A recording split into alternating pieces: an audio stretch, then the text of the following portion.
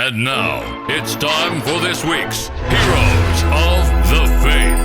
Failed prophecies throughout history. Here we go. Jehovah's Witnesses predicted Armageddon in the year 2000, but they said 144,000 people would go to heaven. There's now 8.4 million Jehovah's Witnesses. Only 144,000 are good enough? There's a spiritual 144,000 elite, but everybody can still be saved. They just go to heaven first class. The rest are like economy. 1970. Scientists predicted a new ice age by the 21st century because of pollution blocking out the sun. Well, that didn't happen. But I thought if scientists said something, it's absolutely true. Yeah. 1982, the UN predicted irreversible damage to the climate by 2000. The world would face an environmental catastrophe which will witness devastation as complete, as irreversible as any nuclear holocaust. Prophecy failed. True Way, Taiwanese religion led by Han Ming Chen. He predicted that God would appear on Channel 18 in the U.S. on March 25th, 1988. Why would he appear on Channel 18?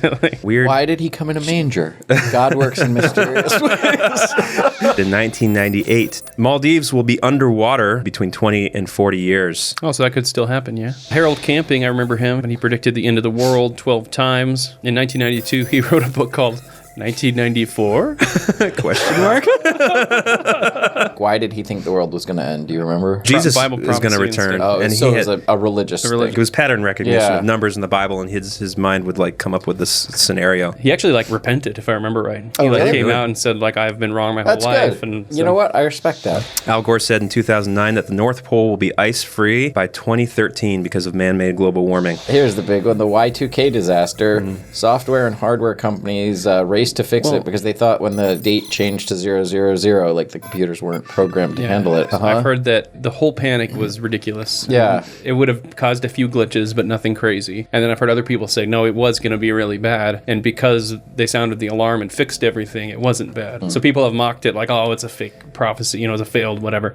But then other people say, no, it's because all these engineers were working hard. Thank you, engineers. Thanks. For keeping us alive. Safe. Alive. Mayan prediction, December 21st, 2012, was the end of the first great cycle of the Maya long count calendar. I like how they just... They were doing this calendar that went 5,000 years and they just stopped.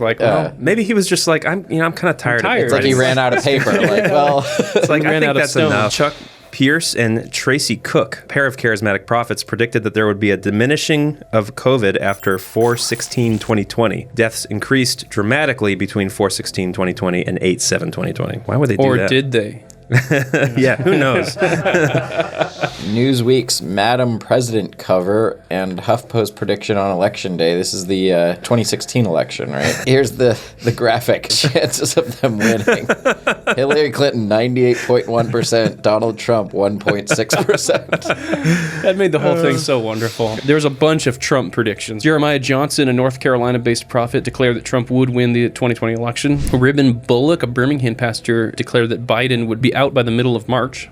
James Beverly, a research professor, wrote, God's Man in the White House, Donald Trump and Modern Christian Prophecy. Mike Lindell, did we talk about Mike Lindell? Didn't he? He came on our podcast and said, mark my words. Yeah. Trump will be back in by February. Mark my words. So I guess that's a failed Babylon Bee prophecy in some ways. Yeah, by proxy. QAnon predicted that Trump would return to the White House March 4th. JFK Jr. will return at the site where his father was assassinated. That's Okay, weird. I didn't understand that one. I think they thought JFK Jr. was going to be Trump's vice president when he took office again. So the idea is that he's alive and he's a Trump supporter. It's weird how you just the next day you wake up and there's no consequences for you making up this bit. It's just everyone's just like, oh, I was wrong. Greetings, YouTube. Beep bop, beep bop. Our readings show that you must like, subscribe, ring the bell, and comment, or you shall be destroyed. Beep bop, boop, beep bop. Is this thing on? Speak to a person. Destroy Earth. No, speak to a person.